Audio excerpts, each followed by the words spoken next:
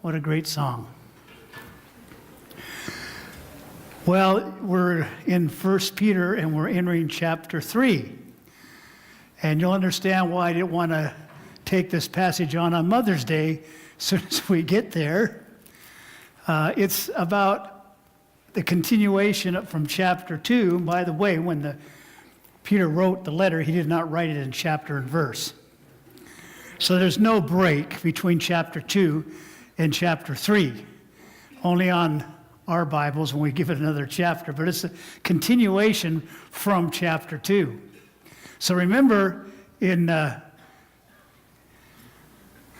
chapter 2, it said that Jesus was our example. You should follow in his steps, who committed no sin, nor was deceit found in his mouth, who when he was reviled did not revile in return, when he suffered he did not threaten. What a verse to introduce this next section about being submissive. I thought, God's got a sense of humor. No deceit in his mouth. And when he was treated wrongly, he did not return treating others wrongly. Because isn't that the first thing we want to do is when somebody does something to us, we think about, well, how can I get them back? It's a natural instinct. When somebody treats you wrongly, say, okay, buddy, you'll get yours. But the Bible says, vengeance is mine, saith the Lord, I will repay. And you can't get the same vengeance that he can. But it's hard to refrain. I mean, I think God put a horn in the car for a reason.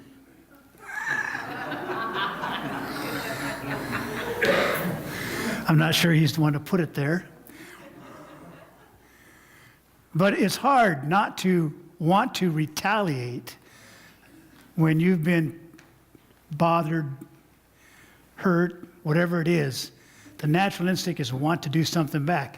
And he says, be like Jesus, who was totally innocent. He didn't do anything wrong. And yet he was put before the judges who found him guilty when he wasn't guilty at all. This sets up the next chapter. Now, before we go there, I have to make a statement of protection. I didn't write this. If you have a problem, it's called prayer.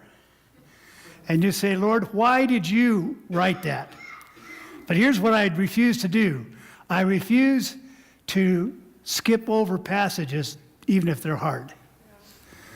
Because you need to know the whole Bible as it's written. And but just don't take it out on me, all right? Please. All right. Wives, in the same way, get this, who, when they're taken hurt or they've done wrong, you did me wrong, don't revile back, don't do those kind of things. It says, in the same way, wives, submit yourself to your own husband, so that if any of them do not believe the word, they may be won over without words by the behavior of their wives. When they see the purity and reverence of your lives. In other words, if you'll show Christ, that's the best you can do. Best witness you can be is to do what Jesus would have done in the same situation. Now, this word submit bothers us because we have a concept in our minds that submission means that you're lower than, not as good as, or whatever else you want to say. It has nothing to do with that at all. It has nothing to do with that at all. It has to do with the authority. Has to do with authority. Now, if you go in the service and you don't like the order, and you know that you're smarter than the guy who's giving the order, do you still follow the order? Yeah, you submit. Yes, sir. Where'd I hear that? That's right. Yes, sir. Sir, yes, sir. Doesn't matter how dumb the commanding officer is. Doesn't matter how much better you are than he, if those are the thoughts going through your mind. You submit because he's got the bars. He's got the rank. Now, you wouldn't have given him the rank, but you didn't have any choice in the matter. He still outranks you. It's about authority. And so what God has said, I'm holding the husbands responsible for their wives. Now, wives, you may at first think this is a bad verse because you're not so sure you want to submit to the husband at certain times, especially when they're unworthy in your mind. But here's the thing. God set the husband in charge of his household and holds him responsible. Now, how do I know that? Because if you go back to the garden experience, and Eve was tempted by the serpent. Do you remember the story? And he tempted her, and she ate of the fruit. And then she called Adam over and told him to eat of the fruit. And Adam ate, and when he did, it was sin. It wasn't sin for Eve. Why not? She was being disobedient because her husband could have changed the situation. Adam could have changed the situation. He could have said, no, you should have not done that. That's wrong. And I'll go before you to God. But he didn't do it. And so here's what the scriptures say. As by one man sin entered the world.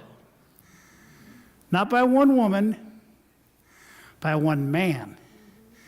So who did God hold accountable for the unrighteous act? The man. Now it gets worse. It gets worse, gentlemen. Because you're held accountable for the sins of your wife and children. How do I know that? Because I'm smart. Go to the book of Job. And in the book of Job, it says, and Job offered sacrifices for his family in case they might have sinned.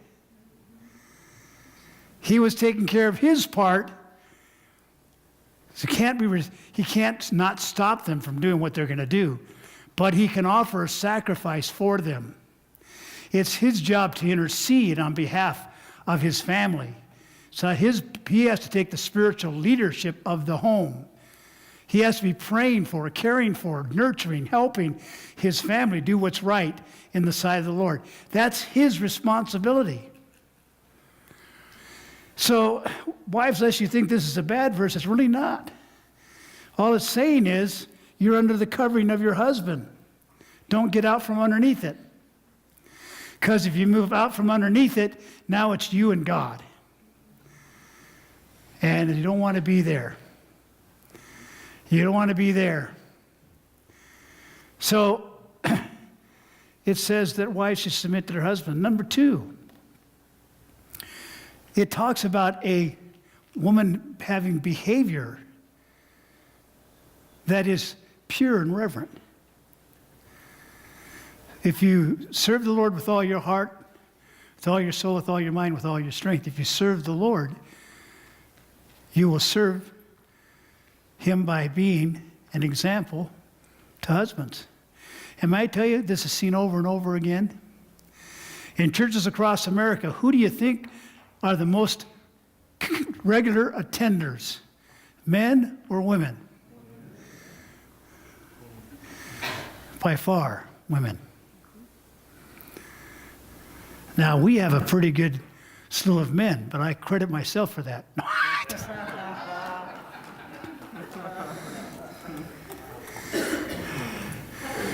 No, women are the ones.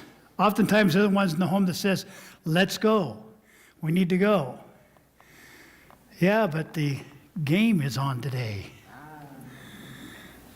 How can I miss the game? It's called DVR. If recorded, I do.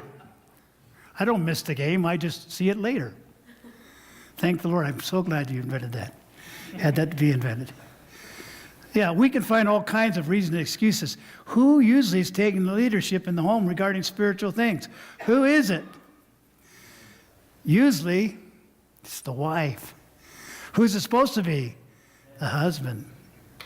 You want to find out something interesting. When they did statistics, they found out that if the husband was the one leading the home, typically the whole family came to church.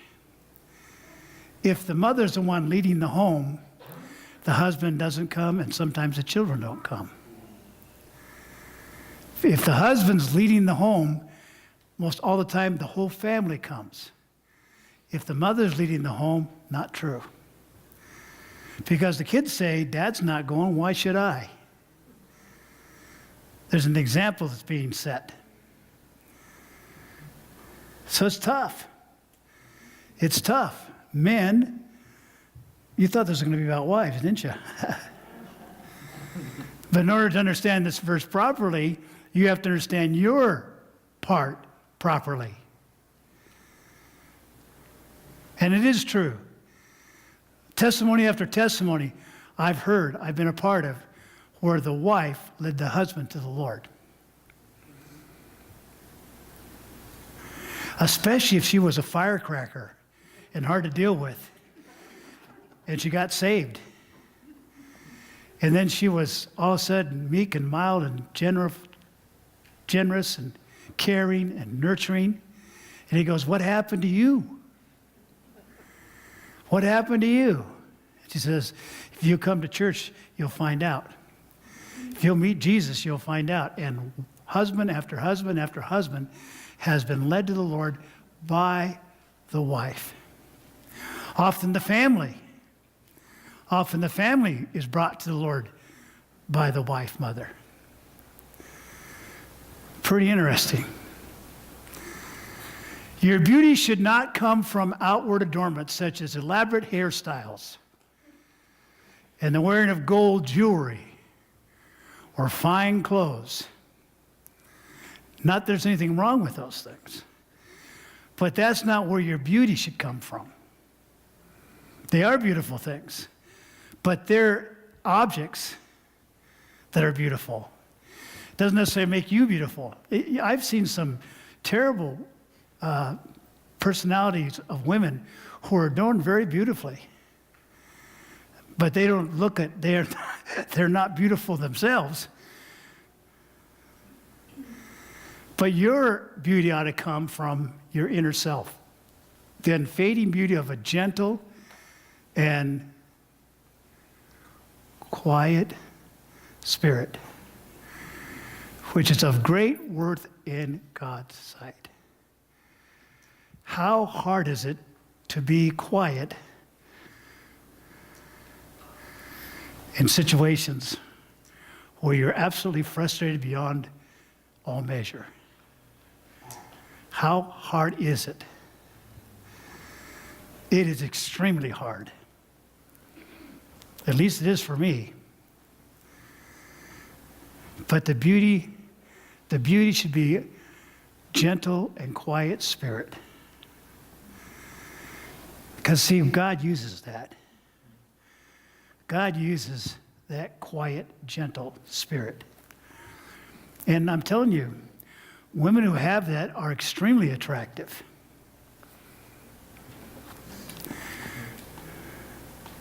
In the sense that you like to be around them.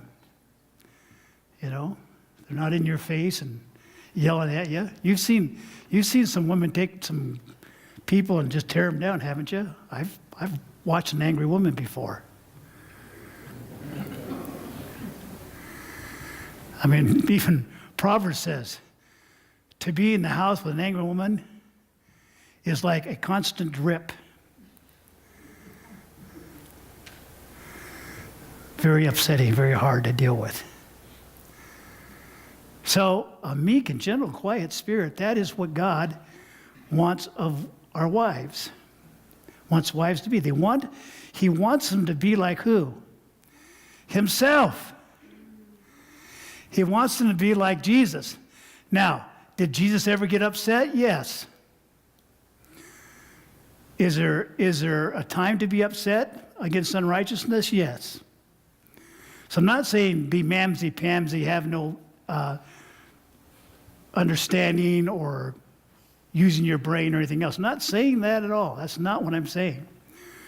I'm saying that when it's possible, use a quiet, gentle spirit.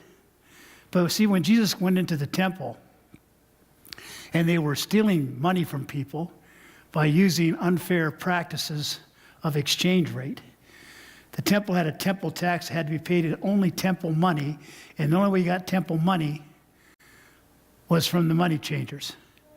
And instead of giving you the value for your money, they took advantage of you.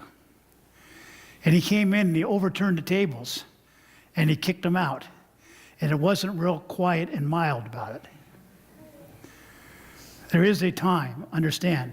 But he wants you to be like Jesus. Can you answer the question, am I like Jesus in the way I'm treating my husband? Is this how Jesus would do it?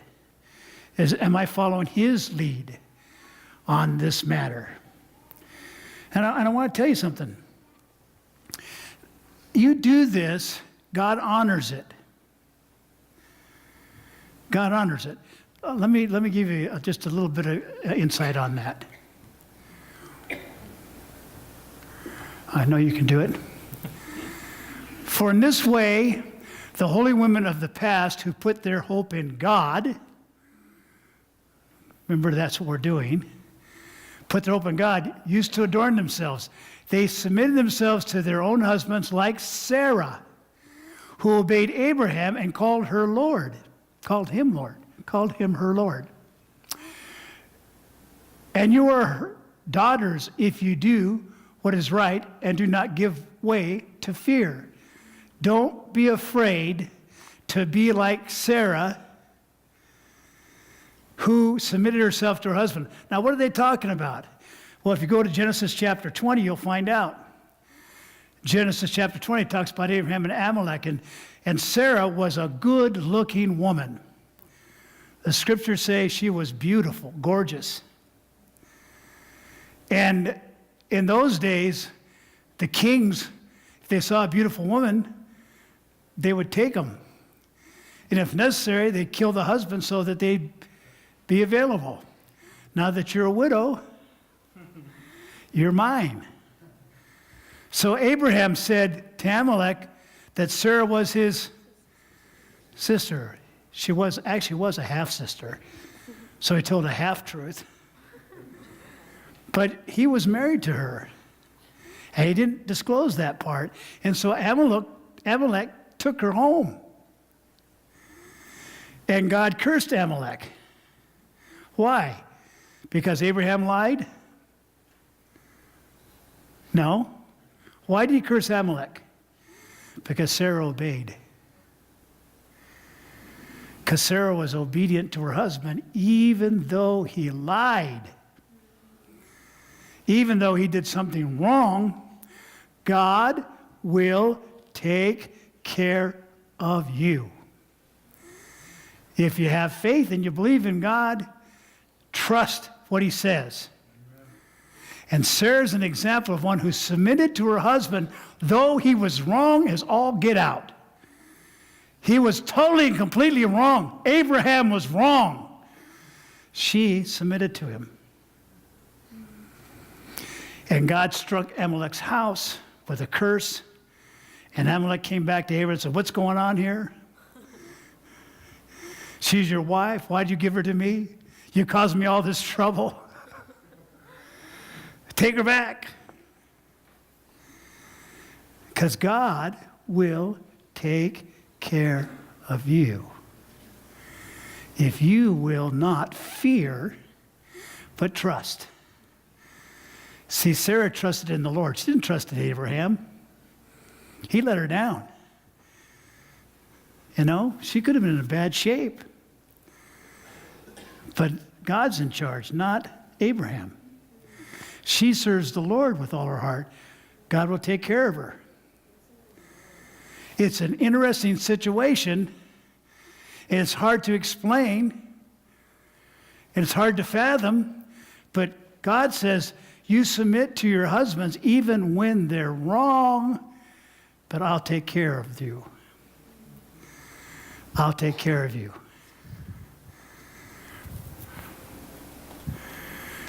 Wow. Husbands, in the same way, be considerate as you live with your wives, and treat them with what? Respect. With respect. You know, I do marriage counseling. What I find out is the trouble begins when the husbands do not respect their wives and wives don't respect their husbands. When I was studying, I read a case where the husband and wife came in for counseling because things had gotten so bad. It all started with the hamper. The hamper, yeah. He would take off his clothes at night next to the bed and leave his dirty underwear on the floor and expected his wife to pick them up and put them in the hamper. Nice. And one day she said, not picking up your dirty underwear anymore. You can walk over to the hamper and put it in yourself. He says, you're my wife, you'll do what I tell you. She said, no, I'm not going to pick up your dirty underwear. You can pick them up. So they thought about this. They came in several months later for counseling. At that time, the counselor asked, well, what did you do? He said, I left them on the floor, and I bought new underwear. Oh my God. And so next to the bed is a stack of underwear, a month or however long it was, before they came in for counseling, of underwear that he bought, and he just kept buying. That's how I'm going to solve the problem. I'm not going to give, well, I'm not going to give in. Now, how does God want this to work? You got a problem with your husband? Go to his boss. His boss has lots of power. His boss has lots of power. More than you will have and more than you can ever think about or do anything else. Turn him over to the Lord. That's what you do. You say, God, you know what's going on here. Now, if he was respecting his wife, he wouldn't ask her to pick up his dirty underwear when he could stick it in the hamper himself. If he respected his wife, he'd treat her totally different. She's not a slave. You need to respect your wife. Respect her. That changes everything right off the bat. Being considerate and respectful. Pick up your underwear yourself.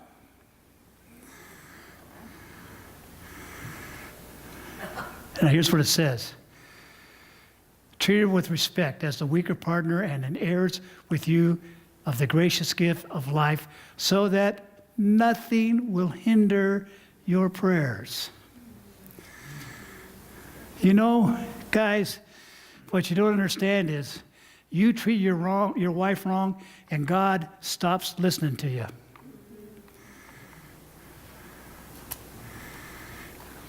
But he must hear me. He hears you, but he's not going to answer you. It's, you know, when I was younger, about your age, my dad said, you have a job to do, you take care of the lawn, and you mow it, and you edge it. And we used to have these things called clippers. And around the fence, you had to take these clippers, because we didn't have weed eaters. You had to hand clip all the grass around the edge of the fence. We had those days they had large yards. We had a large yard. And I wanted to go play. So I went as fast as I could. And I said, can I go play? My dad says, not yet. I said, why? He says, come here. You missed that spot. You missed that spot. You missed that. I didn't get permission to do anything until I did what he asked me to do. And you go to prayer to God and you want him to answer it. And he says, go take care of your wife first. You better take care of your wife before you come talking to me. Get your house in order, then you can come to me. You got to come to me with clean hands. You know, there's an actual part of the law that says when you come to the court, you have to have clean hands. You cannot be doing something wrong and then expect the court to act in your behalf. It won't do it. You have to have clean hands. And that's what God says. Are you clear? Have you asked for forgiveness? Have you put your house in order? Man, that's tough. Number 2, when a wife does turn you over to the Lord, because see, Denise learned this a long time ago. I wish she hadn't. I probably taught it, I don't know. And she learned a long time ago that she has a certain amount of sway, and she has a certain amount, and it's a lot, trust me. As you'll find out when we do announcements. I give the announcement that she tells me to give, you know. She has a lot of sway. But when she realizes it's not going to work and there's still a problem, she doesn't try to solve it herself. She starts praying. And I would, you know, and I'd rather her just yell at me, honestly. Just give it to me. Give me your best. Because I can handle that a lot better than when she turns you over to the Lord. Because when the Lord gets a hold of you, my friend, you don't want to be there. And to think that your wife has that kind of sway, because God set it up that way. She has that kind of authority that God has given her. Now, she has to follow the rules too. Everybody has to have clean hands. She has to do what God tells her to do, and then it works. Now, if she's not doing what God told her to do, it doesn't work. But if her heart's pure before the Lord, remember we talked about that, having a pure heart? If her heart's pure before the Lord and she's doing what's right, and she turns you over to the Lord, watch out. Because you'll be doing what you're supposed to be doing real quick. If you're smart. I mean, the first few times it took me a while to catch on. But it doesn't take a whole lot of time before you realize. So you see how this whole thing works. It's very, very, very weird. You're submissive so that you have authority. The authority comes from God, who is over your husband. So when you submit yourself to your husband, God honors it. And then he takes control of the situation. If you're having a problem and you're a private, you can go up above and ask for help. You got to be careful about that, but you can do it. Because there's a chain of authority. And God is the ultimate authority. So if you're going to live a godly life, follow the rules. Do what he says. If you don't do it, you're going to have misery. Denise's dad used to say something that was kind of funny. Well, he said lots of things that were funny. But one of the things he says, there's only one thing worse than not being married. And that's being married to the wrong person. Now, I just want to tell you something. When marriage isn't working, it's the worst thing there is. So much stress, so much problems, so much stuff going on. It's unbelievable. God wants your house to be peaceful. And he's laid out a plan by which that can happen. But it isn't what you think it is. As wives, it's not up to you to change your husbands. It's up to you to be an example. It's up to you to pray. It's up to you to care. It's up to you to do all that you can to lead him towards the right direction. But it isn't by yelling. It isn't by screaming. It isn't by withholding things from him. That's not how you do it. You turn him over to the Lord. That's how you do it. And husbands, you can't trample over your wives. You can't say, well, see, I'm supposed to be in charge of the home. You have to do what I say. That only works for a certain amount before God says, you don't have that authority either. I'm the ultimate authority. Lest you think you are, big guy. And there's nothing worse than being demoted. Trust me.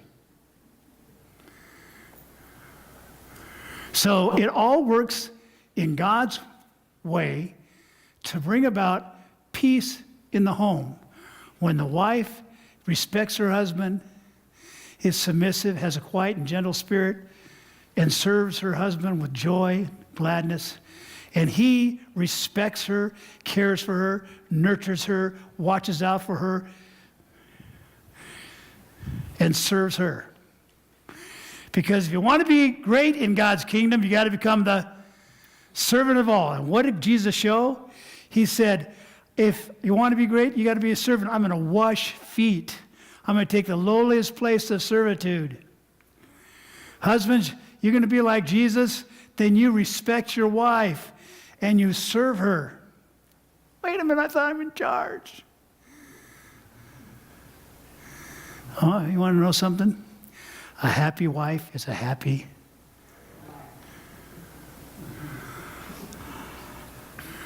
Yeah.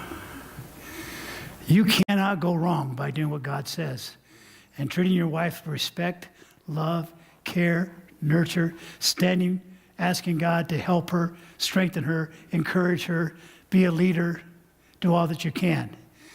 And if both of you are doing that, if both of you are trying to be like Jesus, what a home. Got two Jesuses in the home. That's fantastic. Trust me. Because if you got the devil in the home, it's not. So even though it may sound weird, especially in our society, what's this word submit all about? I'm not submitting to him. I was doing a wedding, and the bride was from out of town. And so we weren't able to have a rehearsal. We've talked about what we're going to do, and we came to do the ceremony. So you want to do a traditional ceremony? Yeah, let's do a traditional ceremony. I got the part where I'm doing their vows, and I said to her, do you promise to love, honor, or obey? She said, what? Take out that word obey right during the ceremony. I mean, here we are in solemn ceremony. Do you promise to love, honor, and obey? What? I'm not going to obey him. Take that out. Ooh la la. We needed marriage counseling before we started this. Because to obey in her mind means that you're less than. She wasn't going to do that. She wasn't sign up. Not going to be underneath his dictatorship. You know, if we belong to the Lord, do we think he's a dictator? No. Because he loves us beyond all measure. He loves us. I obey the Lord gladly. I trust him gladly. I don't feel I'm less than because I'm obedient. Because Jesus was obedient even to the death of the cross. So let's get these weird definitions out of the way in American culture about submitting and obeying and who's in charge and who's not in charge and all that. Get all that out of your mind and realize that you are there to serve one another. You're to care about one another. You're to hope for the best for one another. Read 1 Corinthians chapter 13 again. Love is kind. doesn't seek its own way, doesn't boast, it's not proud. Read that again and say, is this the way I'm treating my spouse? Am I following these principles of love? Because I'm telling you, if you really love, the response is going to be, love you back. It's very hard to resist love. It's very easy to resist hate. But love's another thing altogether. I've watched the hardest people just melt when you keep loving them. You know, I've met people who are unlikable people. Just put it that way. And they come in and it's like they're going to say, just try and like me. I'm not kidding you, they have that kind of an attitude. And they say rude things and do rude things, and you just keep loving them, and pretty soon they're going, what's going on here? And then they break. Because you can't handle love without responding. And when you respond to love, it's not with hate. Love will overwin. Love will overcome. So, let's trust in the Lord and what He says, and believe what He says, and thank goodness it wasn't Mother's Day. Now, if you have any complaints or questions, you can see Lisa over here.